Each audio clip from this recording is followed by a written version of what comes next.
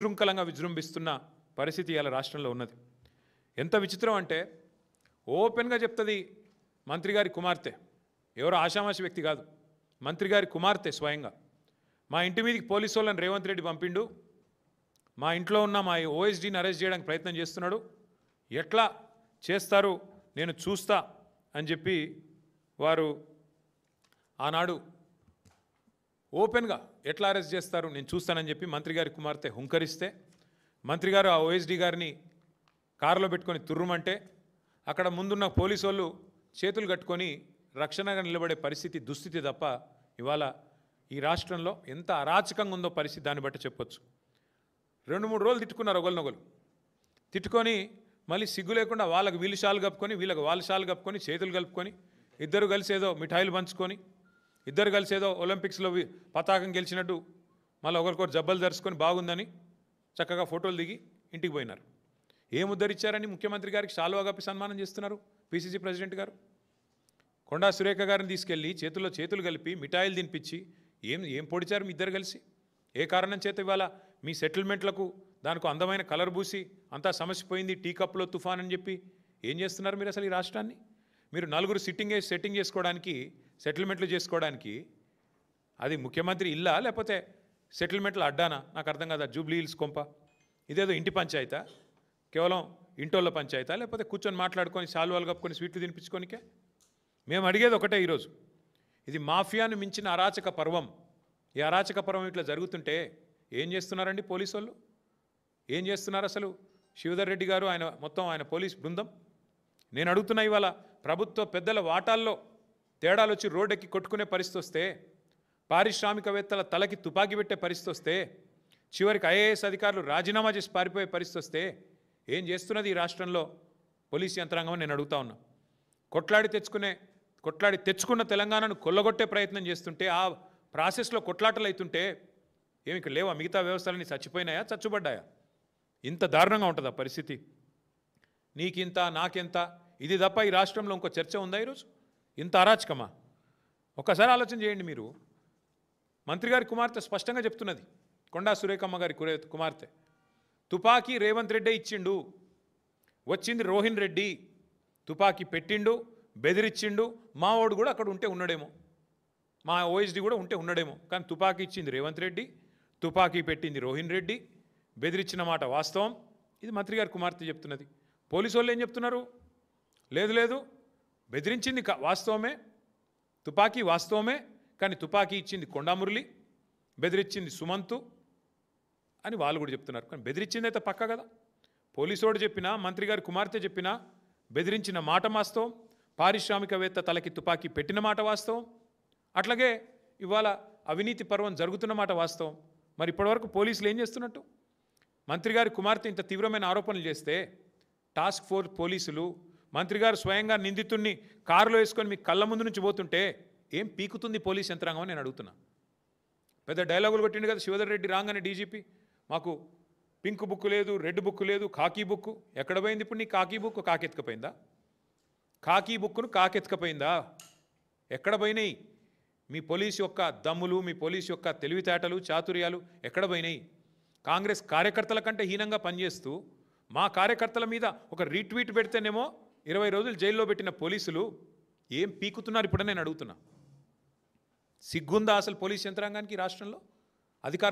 అధికారులు ఈ రకంగా తొత్తులుగా పనిచేస్తారా ముఖ్యమంత్రికి? శివధర్ రెడ్డి గారు, మీకు కొంత నిజాయితీ గల అధికారాన్ని పేరుంది, ప్రూవ్ చేసుకోండి, చేతనైతే ప్రూవ్ చేసుకోండి. ఎస్, తుపాకీతో బెదిరించిన మాట వాస్తవం అని మంత్రి కుమార్తె చెప్తుంది. మీ పోలీస్ రిపోర్ట్ కూడా చెప్తుంది బెదిరించింది ఓఎస్డీ అని మీరు అంటున్నారు. కాదు, బెదిరించింది ముఖ్యమంత్రి ఇచ్చిన తుపాకీతో ముఖ్యమంత్రి సన్నిహితుడు రోహిన్ రెడ్డి బెదిరించిండని మంత్రి గారి కుమార్తె చెప్తుంది. ఎస్, ఎంక్వైరీ చేయండి. ఎవరిని లోపలేస్తారా వేయండి? రోహిన్ రెడ్డిని వేస్తారా, సుమంత్ని వేస్తారా, ఎవరిని వేస్తారో వేయండి. పోలీసు యొక్క నిజాయితీని రుజువు చేసుకోండి. మీరు కూర్చొని వాటాలు పంచుకుంటే సరిపోతుందా? మీరు కూర్చొని సెటిల్మెంట్లు చేసుకొని ఈయనకు షాల్వా కప్పి ఆయనకు స్వీట్ తినిపించుకొని ఏదో దీపావళికి ఒకరింటికి ఒకటి పోయినట్టు ఇద్దరు కలిసి నిన్న మొన్ననేమో ఇష్టం వచ్చినట్టు తుపాకీతో బెదిరించి, మరి దీపావళి తుపాక నిజం తుపాక కూడా బయటికి రావాలి. ఎందుకంటే ఇంత దుర్మార్గంగా, ఇంత కిరాతకంగా ప్రభుత్వంలో ఉండే పెద్దలు వాటాల కోసం ఇంత దిగజారి రాజకీయాలు చేస్తూ ఇంకా ఎంత ఘోరం అండి నాకు అర్థం కాదు అమ్మాయి మాట్లాడిన మాటలు. మంచిరేవులలో ఒక ఎండోమెంట్ ల్యాండ్ ఉంది. ఆ ల్యాండ్కు సంబంధించి ముఖ్యమంత్రి గారి తమ్ముడు మమ్మల్ని బెదిరిస్తున్నాడు. ఓపెన్గా చెప్తుంది ఆమె. అసలు ఆయన గన్మెన్లు ఎందుకు? ఎండోమెంట్ భూమిలో ఒక ఫైల్ మీద మా అమ్మ సంతకం పెట్టింది. సంతకం పెట్టిన తర్వాత ముఖ్యమంత్రి గారు జపాన్లో ఉన్నాడు, ఫైల్ తెప్పించుకున్నాడు. నేను అడుగుతున్నా, మంత్రులుగా ప్రమాణం చేసినప్పుడు ఓత్ ఆఫ్ సీక్రసీ అని ఉంటుంది.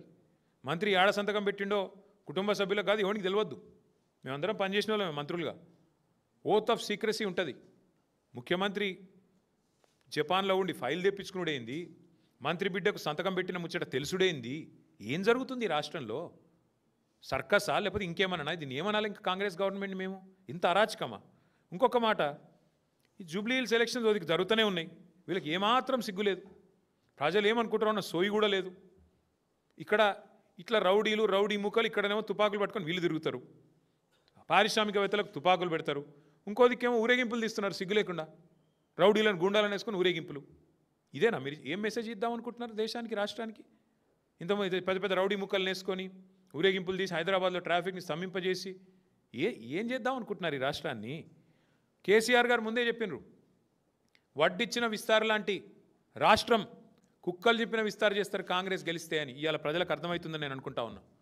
చూడండి ఏం జరుగుతున్నదో, ఎంత అరాచకం జరుగుతున్నది. ఇక్కడ ఒక ఐఏఎస్ అధికారిని ఇవాళ విధి లేని పరిస్థితుల్లో ఆయన వాలంటరీ తీసుకొని పారిపోయే పరిస్థితి తెచ్చింది కాంగ్రెస్ ప్రభుత్వం. ఒక 8-9 ఏళ్ళు సర్వీస్ ఉండంగా ఒక మంచి నిజాయితీ గల అధికారి ఆయన రిజ్వీ గారు. ఇద్దరు ముఖ్యమంత్రి అల్లుడు, మంత్రి కొడుకు, ఇద్దరు పంచాయతీల ఒక ఐఏఎస్ అధికారి బలి. ఇంత అరాచకం. ఇంకా ఘోరం. ఎంత విచిత్రం అనిపిస్తుందంటే మాకు, క్యాబినెట్ సమావేశంలోనే తిట్టుకుంటున్నారంట. పొంగులేటి శ్రీనివాసరెడ్డి అంటే ఆయన మంత్రి గారు కుమార్తె చెప్తుంది, నా మాట కాదు ఇది. పొంగులేటి శ్రీనివాసరెడ్డి మా టెండర్ల తలదూర్చిండు. ఆమె కుల్లా చెప్తున్నది, ఏం సిగ్గుపడతలేదు. మా డిపార్ట్మెంట్ టెండరు అంటే వాళ్ళ ఇంటి పంచాయతీ లెక్కనే ఉంది ఇది. మా డిపార్ట్మెంట్ టెండరు, మేము మా ఓన్కి వేసుకోమని చెప్పినాం. మంత్రి ఫోన్ చేసిండు పొంగులేటి, మీరు టెండర్ వేయొద్దన్నాడు. అయినా మా వాడు టెండర్ వేసిండు. మా ఓన్కే టెండర్ వచ్చింది. వస్తే ఆయన కోపం వచ్చింది. కోపం వస్తే టెండర్ క్యాన్సిల్ చేసిండ్రు. ఎండోమెంట్ టెండర్ని తీసుకుపోయి R&Bలో తీసుకుపోయినరు. ఇంత బాహాటంగా టెండర్లు, రిగ్గింగు, బెదిరింపులు, మంత్రులు ఒకరినొకరు బెదిరించుకోవడం, రింగు కావడం, ఇంత నికృష్టమైన వ్యవహారం ఈ దేశంలో ఎప్పుడైనా చూసినామా మనం? డైరెక్ట్గా మంత్రులు ఒకరి మీద ఒకరు ఆరోపణలు చేసుకోవడం. నేను అడుగుతా ఉన్నా, మరి పొంగులేటి శ్రీనివాసరెడ్డి ఇన్ని అరాచకాలు చేస్తుంటే, ముఖ్యమంత్రి ఇంత డైరెక్ట్గా దిగజారి పనిచేస్తుంటే ఏం చేస్తున్నారు నాకు అర్థం కాదు ఈ రాష్ట్రంలో పోలీసులు. ఈ రాష్ట్రంలో బీజేపీ వాళ్ళు ఏం బిక్తున్నారు? ఇంకొక మాట నేను అడుగుతున్నా, ఉత్తమ్ కుమార్ రెడ్డి పేరు తీసుకున్నది ఆ అమ్మాయి. నేను ఉత్తమ్ అంకుల్కి ఫోన్ చేసిన డెక్కన్ సిమెంట్స్ విషయంలో, ఆయన నాకేం తెలియదు అంటాడు.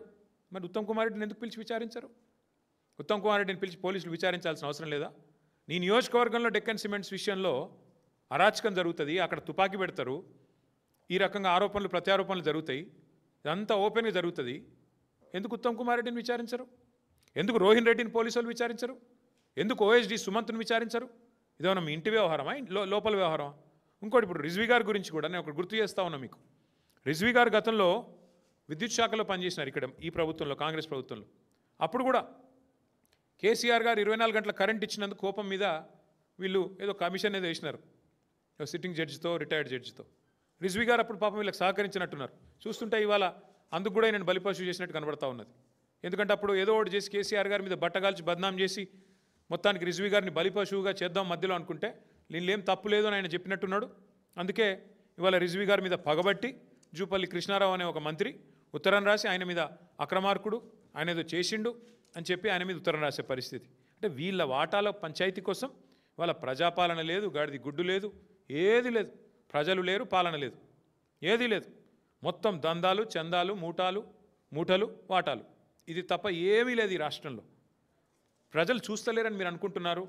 ప్రజలు ఈరోజు జూబ్లీ హిల్స్లోనే కాదు రాష్ట్రంలో గల్లీ గల్లీలో చర్చిస్తున్నారు.